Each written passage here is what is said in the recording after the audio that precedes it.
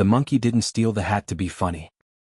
It happened in a blink, under the blazing circus lights, with drums pounding and thousands watching.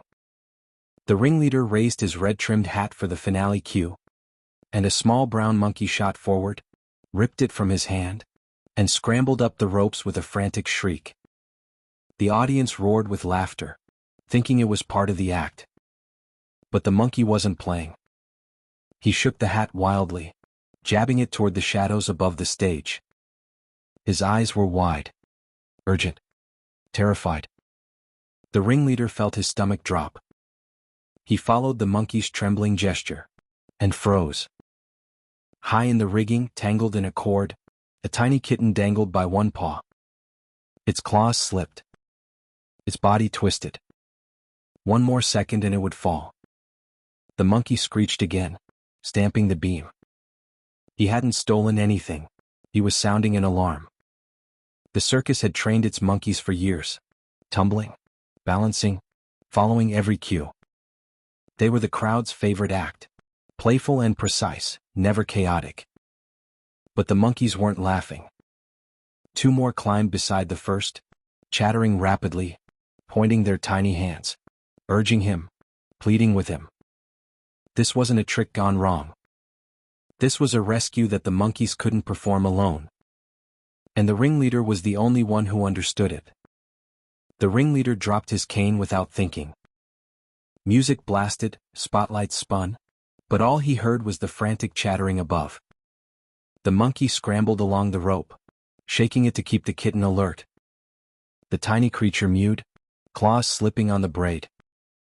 "Lower the lights," the ringleader shouted. No one reacted. They thought it was part of the act. So he climbed. He grabbed the nearest ladder built into the support pole and pulled himself upward. The crowd gasped, then quieted as they realized this wasn't choreographed. Halfway up, the rope jolted. The kitten slid. The monkey squeaked sharply, diving underneath it, bracing its small body to keep the kitten from falling. The ringleader's heart slammed against his ribs. "Hold on," he whispered, not sure who he was talking to. He reached the crossbeam. Rope lines swayed like spider webs in the dark. The monkey scrambled around him, guiding with tiny taps. "This way. Not that. Higher. Faster." Their urgency was unmistakable. He inched along the beam, balancing above the spotlight haze, until he reached the trembling bundle of fur. The kitten's claws were barely holding now. One paw hung loose.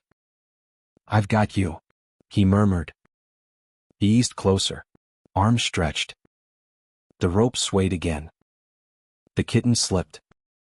The audience screamed. The ringleader lunged. His hand closed around the kitten's scruff just before it fell.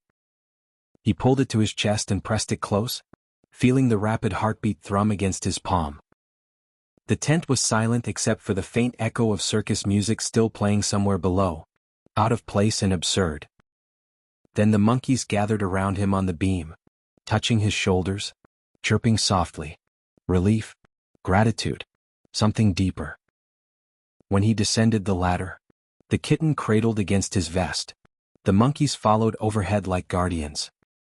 He stepped into the tiny spotlight on the stage, holding the kitten high enough for everyone to see. Not a performer. A life saved.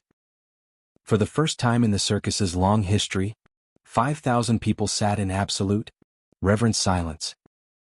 The silence held long after the ringleader's boots touched the floor. He stood center stage, the kitten curled against his chest, its tiny body still trembling from fear. Above him, the monkeys perched along the ropes and rigging, watching, not waiting for applause, not anticipating treats. Just watching him with the same intensity they had shown in their frantic rescue. The ringleader bowed his head. "You tried to tell me?" he whispered. One of the monkeys, the smallest, the one who had stolen his hat, climbed down the velvet curtain and approached him. Slowly. Cautiously. The way an equal approaches another equal. The ringleader knelt.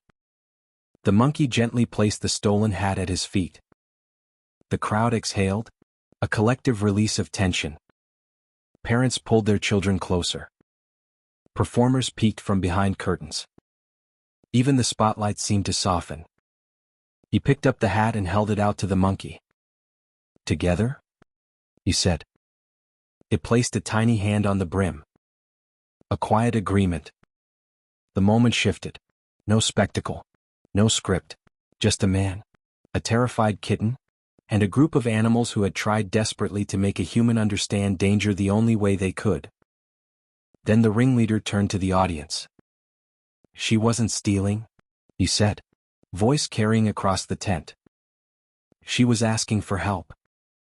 A murmur rippled through the crowd. Shock, then awe, then something deeper.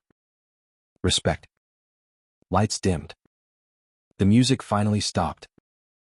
The entire circus paused, as if bowing to a truth older than performance. These animals were not props. Not toys. Not tricks. They were thinking, feeling beings who looked out for each other. And now, for him. He looked up at the monkeys again.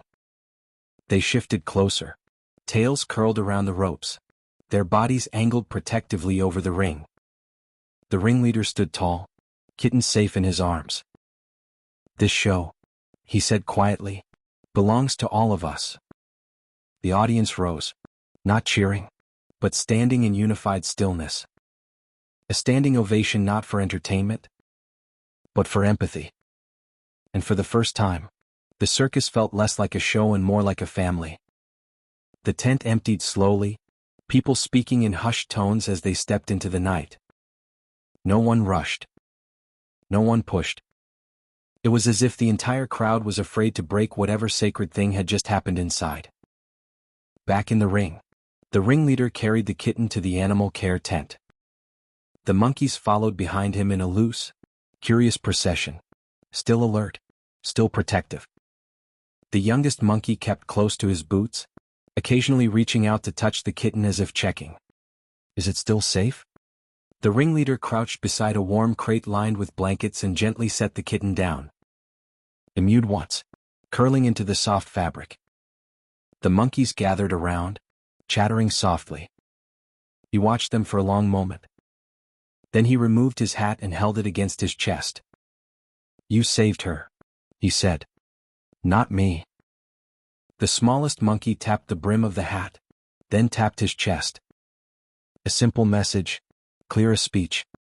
"We trust you now." A lump rose in his throat. Later that night, after the performers finished their chores and the lights dimmed, the monkeys climbed to their sleeping platforms.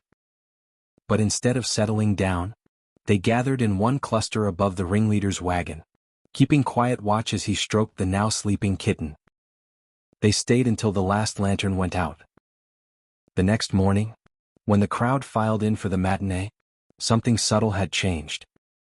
The monkey's act wasn't just funny, it was harmonious. Precise. Confident.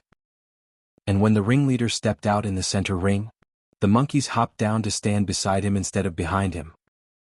The audience felt it instantly. This wasn't command. This was a partnership. And as applause finally filled the tent, the ringleader glanced up at the monkeys overhead. They weren't performing. They were family.